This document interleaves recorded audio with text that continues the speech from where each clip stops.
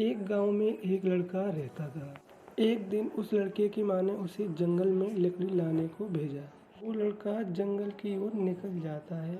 कुछ देर बाद उस लड़के को एक डरावनी आवाज़ सुनाई देती है। वो लड़का खड़ा हो जाता है और फिर से चलने लगता है। चलते चलते वो थक जाता है, तभी उसके सामने एक चुड़ैल आ जाती है।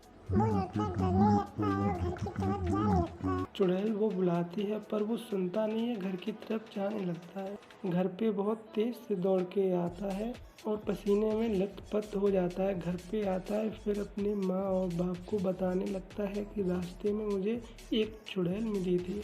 घर वालों का रूह कांप जाता है उसकी बात सुनते ही। घर वाले उसकी बात सुनने लगते हैं और आपस में अपनी बातचीत करने लगते हैं, लेकिन वो बहुत डरे हुए हो जाते हैं जब वो अपनी बात बताता है। फिर उसकी माँ को एक उपाय आता है। उस लड़के के माता पिता दोनों ही उन गुरुजी के पास दोनों चले जाते हैं। कुछ देर बाद उन गुरुजी के पास दोनों लोग पहुँच जाते हैं और अपनी बात बताने लगते हैं। कुछ देर तक दोनों लोग अपनी बात बताने लगते हैं और फिर कुछ देर बाद अपने घर की तरफ आने लगते हैं।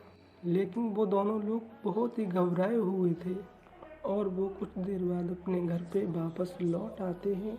उस लड़के के माता पिता दोनों ही आपस में अपनी बातचीत करते रहते हैं, लेकिन वो बहुत डरे हुए होते हैं।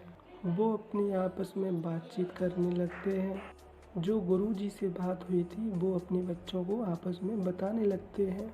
कुछ देर बाद वो चुड़ैल घर में ही आ जाती है और उसका परिवार पूरा ही डरने लगता है और उससे बात करने लगता है कि क्यों खाओगी मेरे लड़के को?